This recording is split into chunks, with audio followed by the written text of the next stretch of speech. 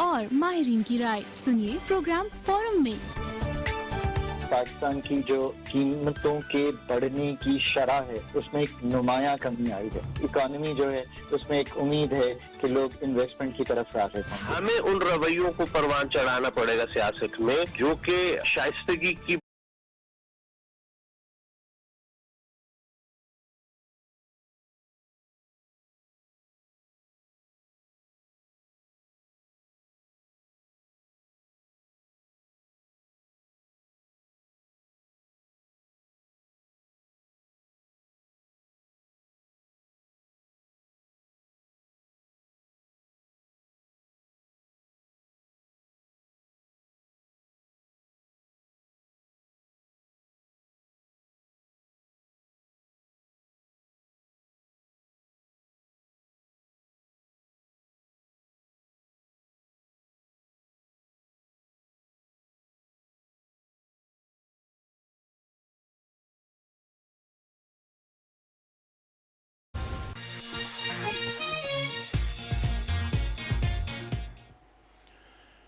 Assalamu alaikum, Javed Khan Jadoon, Program Forum. This is the English edition of Program Forum, and I'm your host, Javed Khan Jadoon. And today's topic is the continued setbacks for India and Prime Minister Modi. And in fact, Prime Minister Modi finds himself at the receiving end of Trump's fury. President Trump yesterday signed an executive order subjecting Indian imports to the additional 25% US duties on top of an existing which has already been imposed by President Trump, 25% tariffs, highest in the region, and the new tariffs, 25% imposed yesterday, are due to big purchases of Russian oil by India. India's opposition parties and general public have urged Prime Minister Narendra Modi to stand up to what they call US bullying. Will he?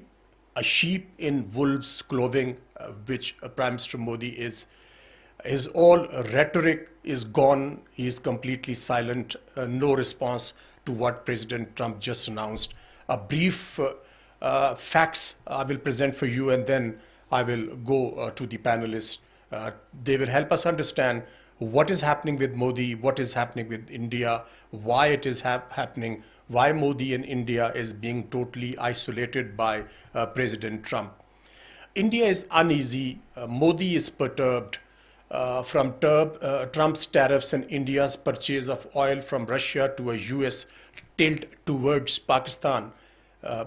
This is very important to understand why India is more and Prime Minister Modi is perturbed because of the tilt United States in general and President Trump in particular have towards Pakistan in the wake of 4-day conflict between India and Pakistan. Experts in India are wondering whether much touted camaraderie between two leaders, Modi and Trump, may be a thing of the past. It puts strategic bilateral partnership between New Delhi and Washington in a lot of risk. The latest hiccup between India and US emerged last week when President Trump announced that he was slapping 25% tariffs on India as well as an unspecified penalty, which unfolded yesterday when President Trump slapped additional 25% tariffs on India, now totaling 50%, highest in the region. And furthermore, Trump increased pressure on New Delhi with a post on Truth Social, accusing India of buying massive amounts of Russian oil and then selling it in the open market for big profits. They don't care how many people in Ukraine are being killed by the Russian war machine, said President Trump on his social media platform, the Truth Social. Because of this, I will be substantially raising the tariffs paid by India to the USA, he further added. And we will also add Pakistani dimension, the growing relations between Pakistan and India, Pakistan and USA, and particularly the USA praising Pakistan's counter-terror efforts and hosting Pakistan's army chief at the White House in an unprecedented lunch meeting which lasted for more than 2 hours, which really caused a great amount of concern in New Delhi. And now the shift being seen as far as US shift is concerned, everything is being linked with Pakistan. President Trump distancing itself as a country from India and getting more closer to Pakistan. We are joined by Dr. Salma Malik. Okay, Dr. Salma Malik, she is the associate professor in the Defense and Strategic Department of the Quaid-e-Azam University. Thank you so much, Dr. Salma, for your time. Dr. Salma, very important development which took place yesterday when President Trump announced additional 25% duties on the Indian goods being exported to USA, totaling to 50%, a very, very huge amount of tariffs, which is going to affect a whole lot of sectors, economic sectors in India. And a lot of people, the commentators, the analysts, and the main opposition party is encouraging Prime Minister Modi to stand up and challenge President Trump, but total silence on part of Prime Minister Modi. Modi now, which is being seen as a sheep in wolf's clothes. Dr. Salma, your comments. Thank you so much, Jadun Saab, for having me in your show. You have raised a very important point, and this is something that you have highlighted in your program many times, this drifting between India and the US relations. More specifically after the May 2025 conflict. However, this tariff imposition and all, this was an ongoing situation that kind of precedes the May 2025 conflict. And this was a major concern between the US and India even prior to Trump's coming into office. But the Indians, in their very characteristic, and the Modi-led analysts and media, in their very characteristic manner, were brushing it aside. And what we have seen over these past years and months, especially under Modi, is a level of arrogance in the Indians who feel that they can downplay anything and get away with murder. And they can always get their side of the story approved, and they may disregard that very typical Indian nod that people talk about, where they say a yes and a no in the same stance, and you never really know what are they really committing to. However, having said that, the Indians were very confident when Trump came into power that we have very old and good relations with Trump. Both Modi and Trump had a trade agenda on their respective tables, and that kind of brought them together in the previous tenure as well and got them closer to each other. But this time when Trump came and laid out things very visibly, Indians again thought that they could get away with whatever they wanted, and they don't have to, nothing applies to them the way it applies to the other countries. Then came the May 25 conflict, and India totally disregarded, downplayed, made it an ego point, an ego clash with the US regarding US role in the ceasefire and bringing the war to a termination. And that further kind of antagonized the Trump regime. And all the goodwill that India enjoyed with them, Modi personally personally eroded that goodwill. And a third thing to this is that when the Ukraine war started, it was the Biden administration, which was a very weak administration and which had a very, very strong pro-India tilt. And India, in its very characteristic fashion, played both sides. The non-alignment gimmick that they have always played and gotten the best of both the bloc politics. India tried doing the same this time as well. But with Trump, it's always been a gloves-off approach. So it was either here or there. And the net result is that this has really gotten the arrogant Modi into a bind. Yes, arrogance.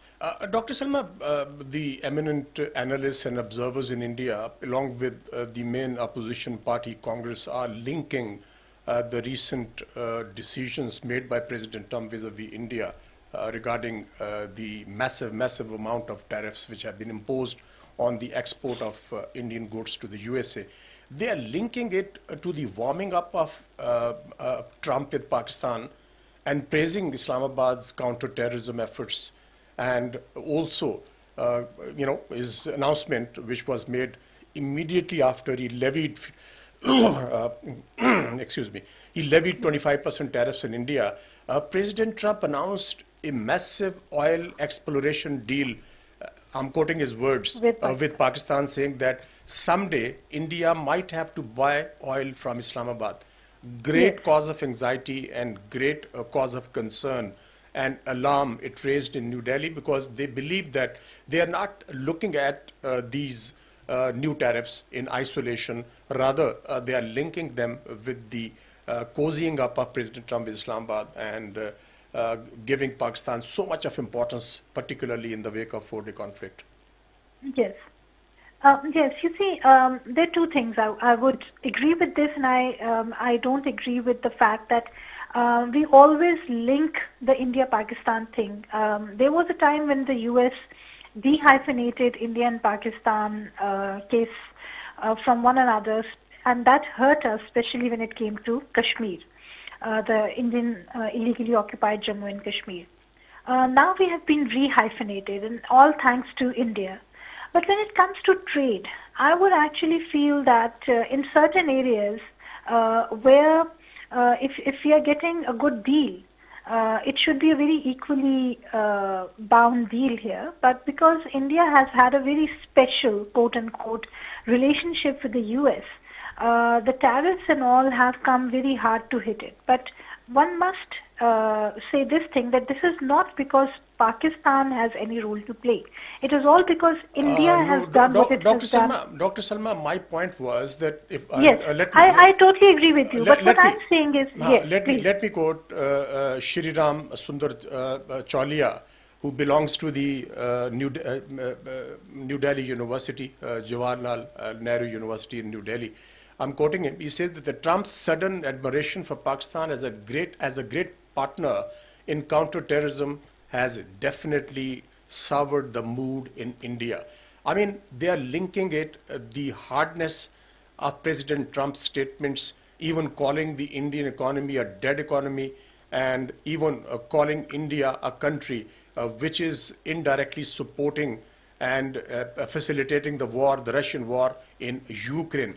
I mean, my point was, this is how it is being seen in India. Absolutely. That President Trump getting closer to Pakistan and President Trump levying a massive amount of tariffs against India. They don't see these tariffs imposition, in a different context. They are taking it in the context of Pakistan. Trump getting closer to Pakistan and creating a lot of distance with India. This is what India needs to realize is that if Trump is getting closer to Pakistan, it's because of Pakistan's conduct. Pakistan has sacrificed immensely, and a lot of role of that is linked with the U.S.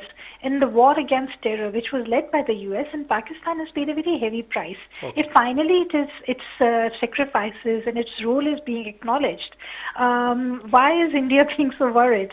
Is India worried because India feels that its cross-border terrorist activities in Balochistan, in Iran, other places in Afghanistan are now going to be exposed big time? Previously, there would always be the U.S. factor which would act as a firewall, but now those firewalls are being slowly and gradually and very steadfastly being eroded. So I think this is one of the concerns that India has, and Pakistan, mashallah, has done immense work both internally as well as around the region in countering terrorism and making things better in the entire region, alongside in Pakistan, with Afghanistan, and so many other things. And the more we say about the sacrifices Pakistan has actually laid out, the less it is. At the same time, what India needs to realize is that its policies of duplicity, its arrogance, its double playing, its smart talk is now finally catching up on it. And Pakistan has had actually very little to do with it. India has actually dug its own grave and now falling into it.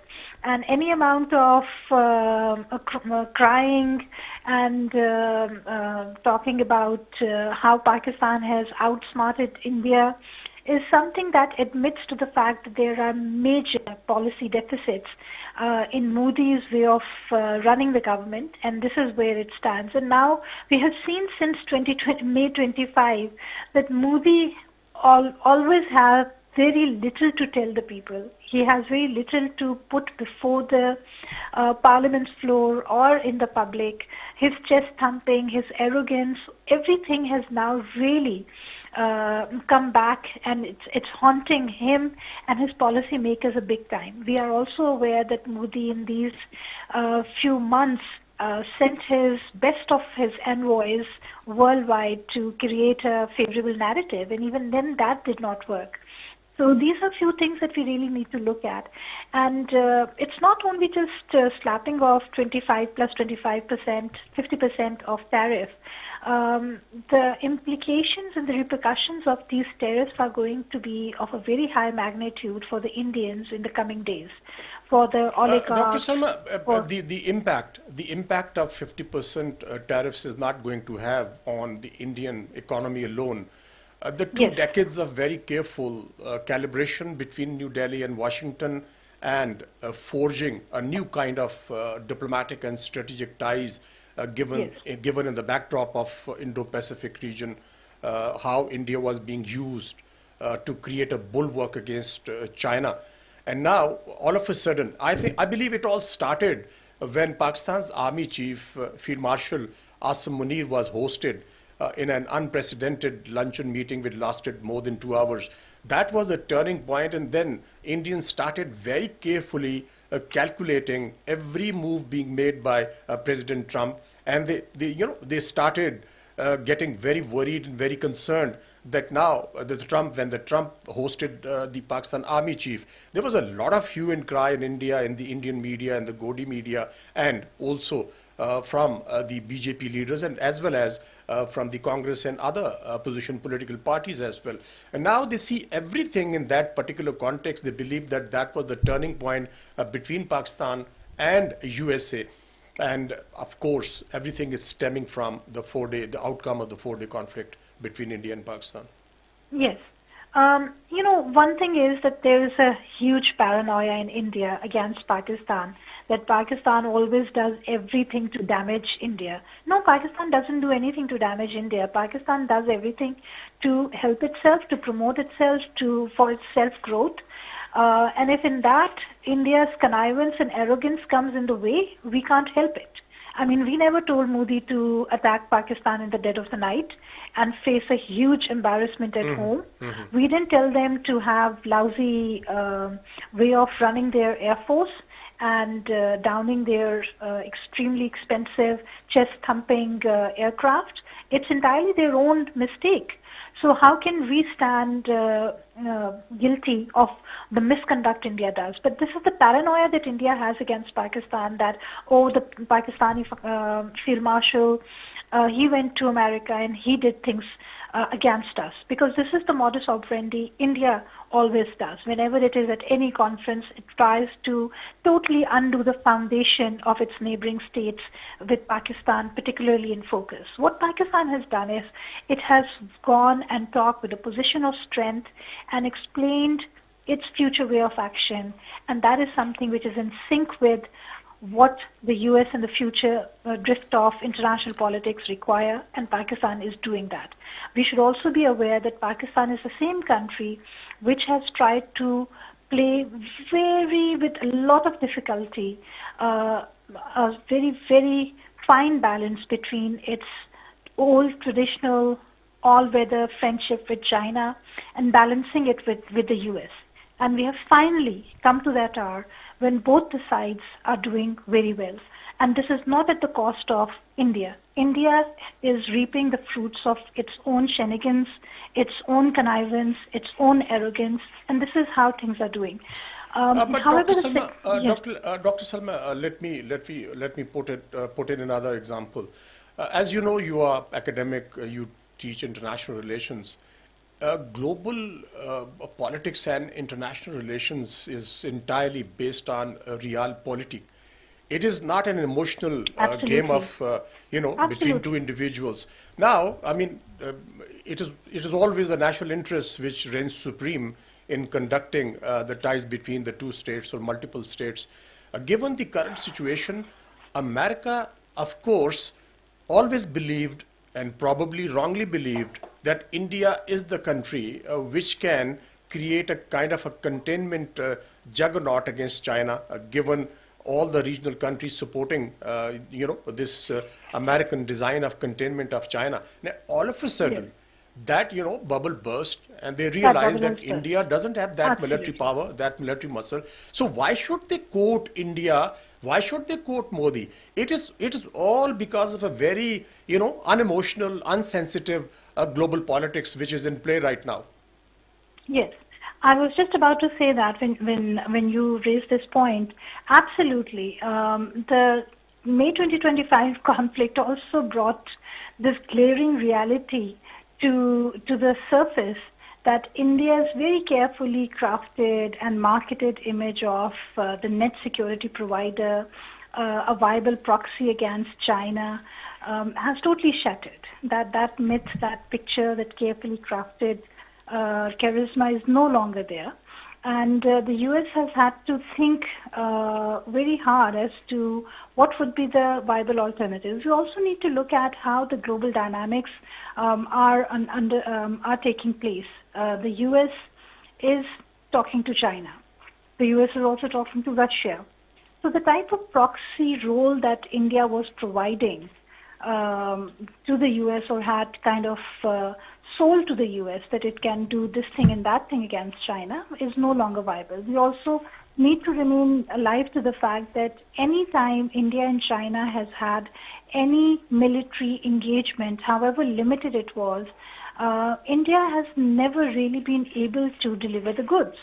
It has always cried hoarse, whether it was the 1962 Indochina War with Nehru and Krishna Menon selling the merchandise, or it is the Galwan or the Doklam or any other engagements.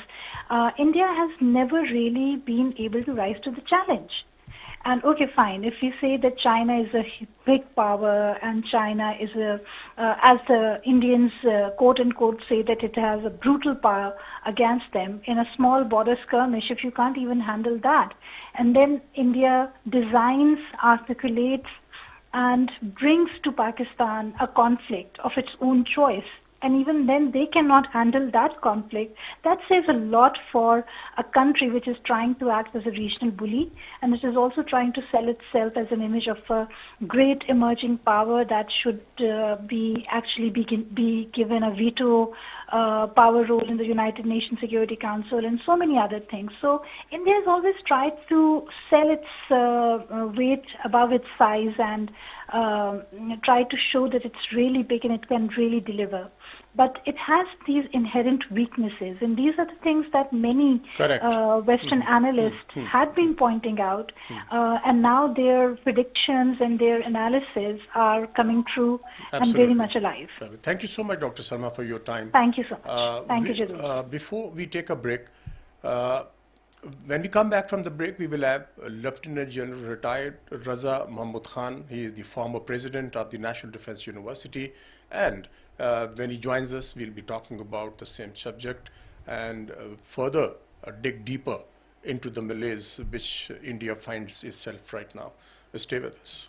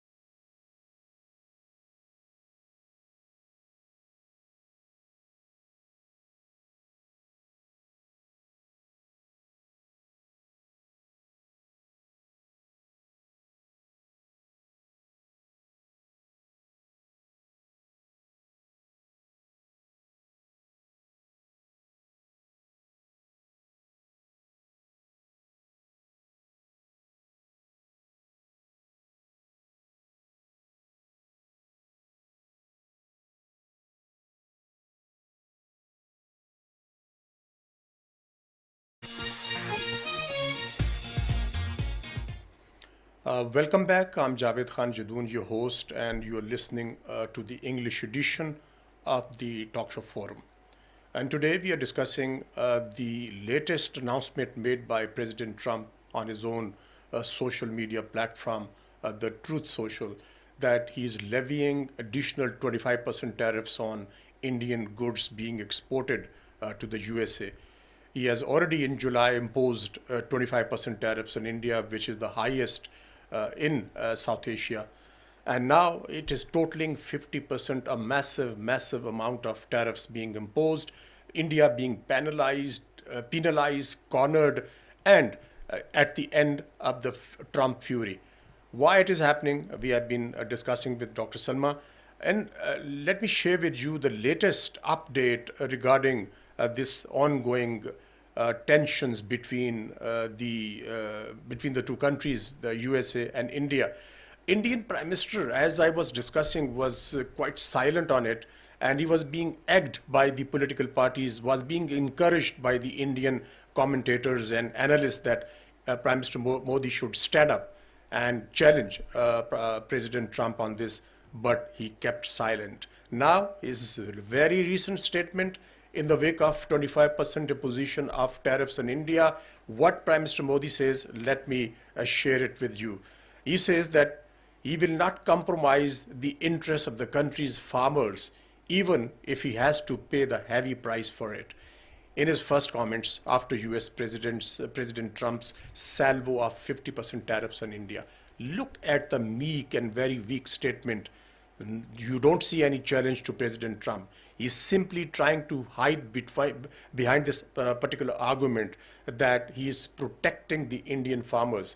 He's not talking about why he's being penalized, because he's importing oil and weapons from Russia. And President Trump strongly believes that India is importing the oil and then it is exporting it in the market, because the Indian share is about 35 to 40% of the total and only second to China. And very rightly, President Trump is pointing out that India is benefiting from the import of inexpensive crude oil from Russia, then exporting it in the open market, earning a lot of profit, and fueling the war in Ukraine. To help us further understand, we are joined by Lieutenant General retired Raza Mahmud Khan. He is the former president of the National Defense University, Islamabad.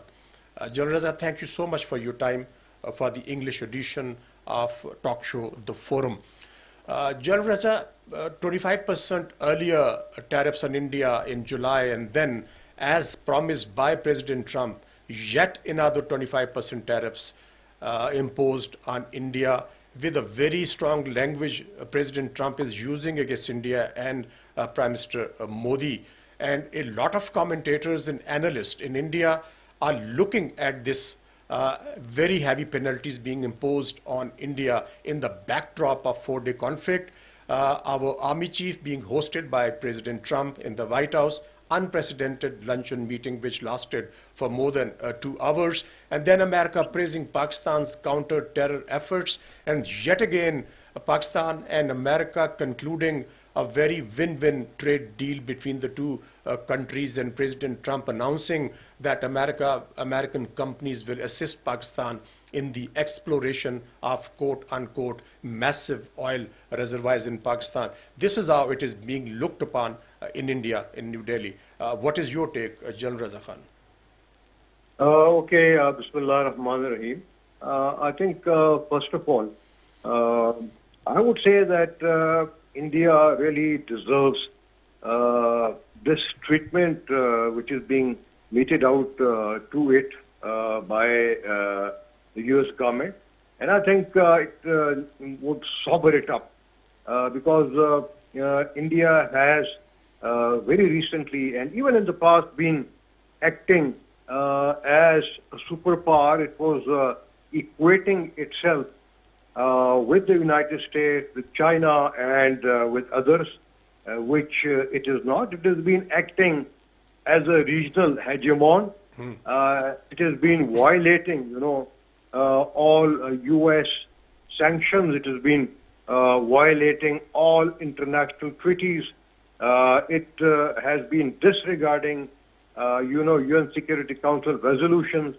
It has been undertaking international terrorism and assassinations in the United States and the allies of the US, which is Canada, Australia, and inside Pakistan. It has divided, the SARC very effectively. And I think it tried not to give the credit to the United States of arranging a peace between India and Pakistan. So probably, it is the result of a number of factors put together. While the Indians are claiming that all sectors of the Indian economy will not be hit by the penalties. I think the most important sectors would be hit, and one instance of that is that of Indians' gems and jewelry. Last year alone, India exported gems and jewelry worth over $28 billion to the US. I think now that that sector is going to be hit by that. Similarly, the textile sector is also going to be hit by that. Absolutely. But I think India has already started, exploring other avenues, and that includes, trade now with the regional countries, with the EU, with Russia, with China, and with others. And one will have to wait and see, till the middle of this month, when negotiations between India and the United States again will resume on the tariffs, on the Indian tariffs. So it could well be, the pressure tactics from President Trump to convince their government to reduce their tariffs. This could be part of his strategy. General Raza, but President Trump has taken a very clear stand as far as the import of crude oil is concerned from Russia. He has given out his point of view, given out the verdict that India is tremendously benefiting from importing the Russian crude oil, selling it in the open market and making a lot of profit, which is fueling the Russian war in Ukraine. So wouldn't it be extremely difficult for President Trump to scale down this particular position unless India does agree to it that they are not going to import any further oil shipments they won't have from Russia? I think the Indian position was made clear earlier when it said that they would ultimately end the import of this oil, but in stages. So that was, I think, for them, they were trying to buy time for negotiations, and one will have to wait and see what happens. It is actually a fact that, the Indian companies who were importing oil from Russia were benefiting tremendously because they were selling it to third parties, including third governments like the Netherlands. So I think the tariffs that have been imposed would severely now curtail their options, and probably, the Indian government will have to either put a halt on it and reduce it. But that is only a part, of the overall sanctions. Even if you look at the 25% sanctions put on Indian goods and services, I think even that is going to hurt India. And it will, as I said, it will have to agree in certain areas to look at the interest of others as well. It's only concerned about itself, and I think it goes at cross purposes with the U.S. Policies of MAGA. If you remember, Trump had actually very clearly stated to all U.S. investors who had actually left China initially, on Trump's sort of pressure. They tried to go to India, and Trump was not even happy with that. They said that, no, we do not want our investors to go India. They should come back to the United States. So it's a combination of reasons why, the situation or the relation between the United States and India has soared. And one will have to wait and see what happened in the middle of August about Makes this. a lot of sense, General Raza Khan. Being the military strategist, I would like to ask you, why there's a rude awakening in Washington in the wake of four-day conflict with Pakistan? Would it be right to say that America always believed that India does have that military muscle to do the China containment bidding for Washington, and was being given all kinds of state-of-the-art weapon systems and drones and so on and so forth? And then all of a sudden, this four-day conflict shatters that image of India, as you pointed out, the net security provider, and as a country which can create a bulwark against China's role in this particular region. And secondly, now the Americans do understand that India is not what we believed India was. Therefore, now they believe that India cannot and should not play that particular role in the Indo-Pacific region. Therefore, Indian significance has drastically went down as far as President Trump is concerned. Well, that is one view, and probably that is the right view. But I think more than that, they have now understood, the double or the triple play of Indian politicians. They are actually working with BRICS, and the United States did not like that. They are working very deeply with Russian companies in the purchase of their defense equipment, which the United States offered to them, like the F-35. But India has been purchasing mostly either from France, from Israel, from Russia, or from other countries. And in the last meeting between Modi and Trump, I think Trump had declared that India is going to buy massively from the U.S. That did not happen. And also, I think they have seen that India is not very serious in acting as a bulwark against China. And that I'm talking of their intentions. Okay. You talked about their capabilities. That has now been proved beyond doubt. When they were defeated by Pakistan, their Operation Sindoor was killed before it had started, and we actually maintained the balance of power in the subcontinent, in the region, by dint of our conventional weapons, by dint of our better training, our better morale, and the will of the people of Pakistan. And therefore, that message has gone to the rest of the world that India is incapable of, standing with the West to face China. General Raza Khan, there's another factor which is in play as far as the worsening relations between Washington and New Delhi is concerned. That is the double game which we talked about vis-a-vis Russia. Now there is another double game in play right now. For the first time after many years, after 7 years, Prime Minister Narendra Modi is going to visit China to participate in the multilateral Shanghai Cooperation Organization Summit. Previously, Jaishankar was there, Rajnath Singh was there, Ajit Doval was there on one pretext or other, attending one conference or the other. And as was aptly pointed out by Ambassador Masood Khan in my own show, that it was a maafinama which they have taken to China to tell them, please forgive us, because now it is a posturing which is in play right now. They are trying to convey a message to President Trump that, look, we have the other option as well. How hypocritical and paradoxical this diplomacy is as far as India is concerned, General Raza? Well, I think the differences between China and India are deep-rooted. Let me count a few of them. The first one is that they are hosting, Dalai Lama, and the Chinese are unhappy about that. Correct. I don't think, they are going to back off from that. Right. Secondly, is the issue of, southern Ladakh, which Indians called Arunachal Pradesh. You know that in 2019, India tried to show that area as part of China, and China called it a cartographic aggression.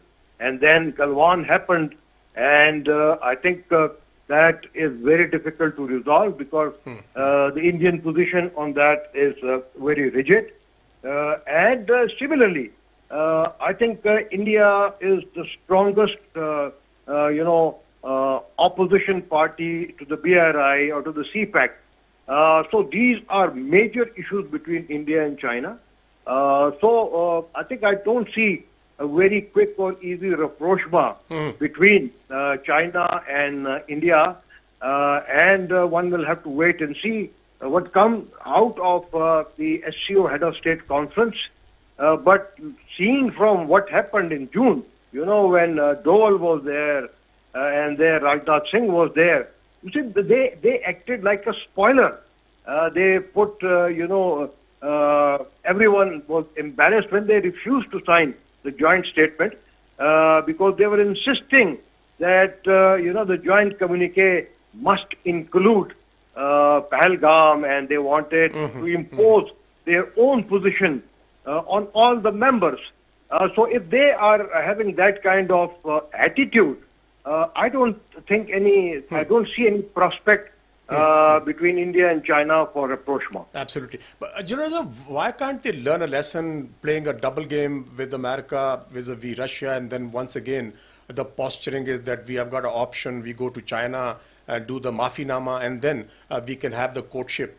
But on the contrary, wouldn't it be the situation where the Indians in general and, the Prime Minister Modi again stands to lose this double game, and probably it would further rigid the American position towards India, and particularly President Trump's views would get more aggravated as far as Modi is concerned? I think you used the word Maafinama. It may have been there, but I do not see them backing off, from their present stance. You're right. The Chinese will not going to back out. No. I'm not talking about. I'm talking of India because they have, their domestic audience also to look at. Modi has made his own image as a very strong person who can stand up to China, who can stand up to Pakistan and to the United States now. And, on this depends his vote bank.